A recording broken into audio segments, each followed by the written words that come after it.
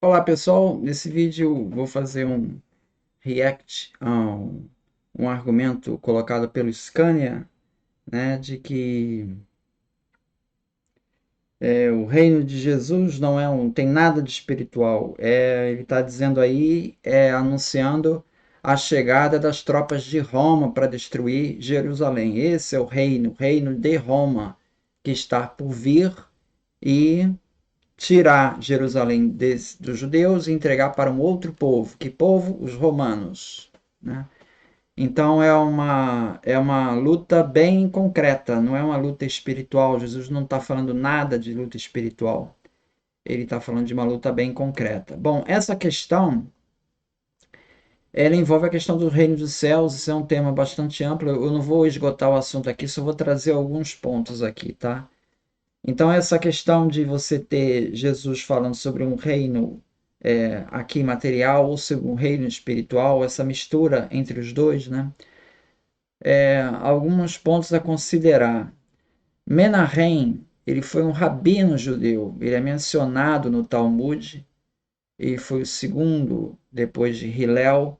Ele foi expulso do Sinédrio, né, o corpo legislativo e judicial supremo, uma espécie de suprema corte ali do judaísmo da época.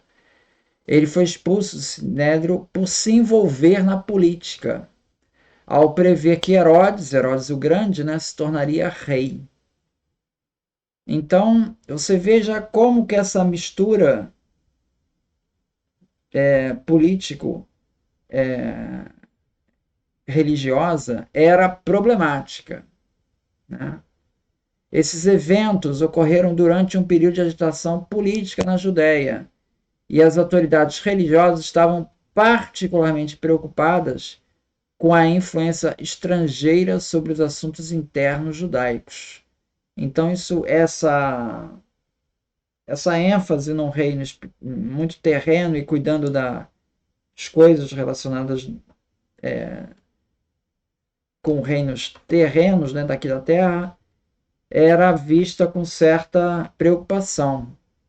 Jesus é questionado nisso quando vem a pergunta: dai a César o que é de César. Quando ele responde: dai a César o que é de César e a Deus o que é de Deus, está parecendo claramente que ele está fazendo uma separação entre eu não trato dessas questões de César. Então, ele está se colocando aí uma separação entre os assuntos de Deus e os assuntos de Estado. Então, não há nenhuma apologia em Jesus para seguir a César como Deus. Pelo contrário, ele está traçando uma separação entre os dois. No contexto judaico, nós temos dois personagens aí, o Shemaia e o Avtalion, que o Shemaia dizia: ame o trabalho, despreze os altos cargos e não busque envolvimento com o governo. Shemaia e o Avtalion eram dois sábios judeus mencionados na literatura rabínica, especialmente no Pirkei Avot, Ética dos Pais. Essa é uma coleção de ditos e ensinamentos éticos transmitidos pelos rabinos. Isso já é depois da época de Jesus, né? Mas remete a uma tradição. Então, essa citação enfatiza a valorização do trabalho honesto e dedicado e a desconsideração pelos cargos de poder e status, e a advertência contra o envolvimento excessivo com o governo e a política. Então, novamente, temos aqui mais um indicativo dessa preocupação das autoridades religiosas a não ter esse envolvimento. Então, vemos ali o caso do Menahem, e agora vemos essa recomendação aí dos rabinos judeus, então no Talmud.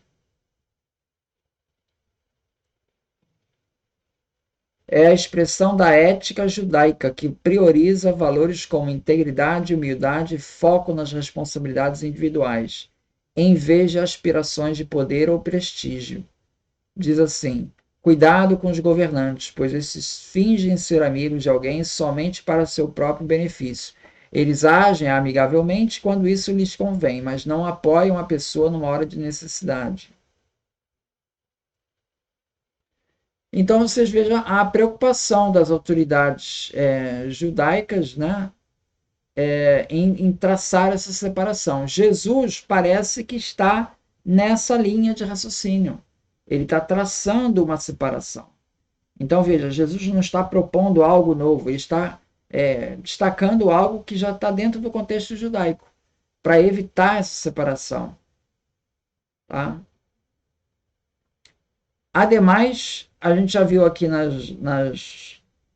nos vídeos recentes aqui sobre o Apocalipse, em que ali, ao que parece, a Babilônia, mencionada em várias passagens, a cidade das sete colinas, é Roma, que é chamada a grande prostituta. É a cidade que ainda reina, que ainda impera. Quem é que ainda impera? É Jerusalém? Não, Jerusalém foi destruída em 70. É Roma. Então, a grande prostituta ali, ao que tudo indica, é Roma. Essa metáfora é encontrada em Apocalipse 17, e versículo 1 a 18, e Apocalipse 18, 1 a 24. 1 Pedro 5,13, também o apóstolo Pedro, ou autor, discípulo de Pedro, né, faz ali uma referência a uma comunidade como sendo Babilônia, se referindo a Roma. Então, alguns autores interpretam Babilônia então de maneira simbólica, referindo-se a Roma, o poder imperial da época. João 19, 11 diz assim: durante o julgamento de Jesus por Pôncio Pilatos, Jesus responde a Pilatos dizendo: nenhuma autoridade teria sobre mim se de cima não te fosse dada. Então, essa afirmação de Jesus sugere que todo poder terreno é concedido por Deus. Então, ele não é autônomo, ele está subjugado a esse domínio espiritual. Né? Durante a tentação de Jesus no deserto, Satanás oferece a Jesus todos os reinos do mundo em troca de adoração. Jesus rejeita essa oferta, afirmando que somente a Deus deve se adorar. Então ele está contrapondo os reinos terrenos com o reino espiritual de Deus. Né? Essa passagem pode ser vista como uma crítica à busca de poder e autoridade mundanos, em detrimento da lealdade de Jesus. Lucas, o Evangelho de João, né, 18:36, durante o julgamento de Jesus, ele está diante de Pilatos, ele declara: o meu reino não é deste mundo. Tá claríssimo, né? Ou seja, ele está destacando que não tem essa pretensão de um reino terreno. Filipenses 3:20, Paulo escreve: mas a nossa pátria está nos céus, onde também aguardamos um Salvador, Senhor Jesus Cristo. Então veja, Paulo está escrevendo antes do Evangelho de João, tá?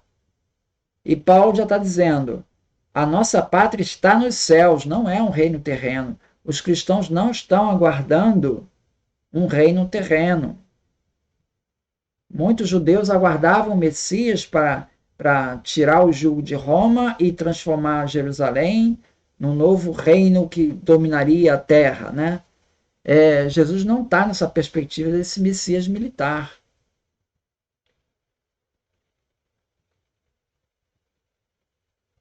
Em Efésios 6, 11, 12, Paulo, ou um discípulo de Paulo, né, ele escreve: porque a nossa luta não é contra o sangue e a carne, mas contra os principados e potestades, contra dominadores desse mundo tenebroso, contra as forças espirituais do mal nas regiões celestes. Então, veja, nós temos Paulo falando dessa luta espiritual. Né? Nós temos Jesus em João dizendo que o meu reino não é deste mundo. Nós temos o Apocalipse, Pedro, dizendo que Roma é a Babilônia, a grande prostituta. E nós temos o contexto judaico dizendo que tem essa recomendação de não se misturar. E também temos os textos de Qumran, que falam do Apocalipse com uma grande batalha espiritual. Então, nós temos onde se fundamentar essa tese de que Jesus não está visando ali um reino imediato terreno. Não está com essa perspectiva. Muito obrigado, então.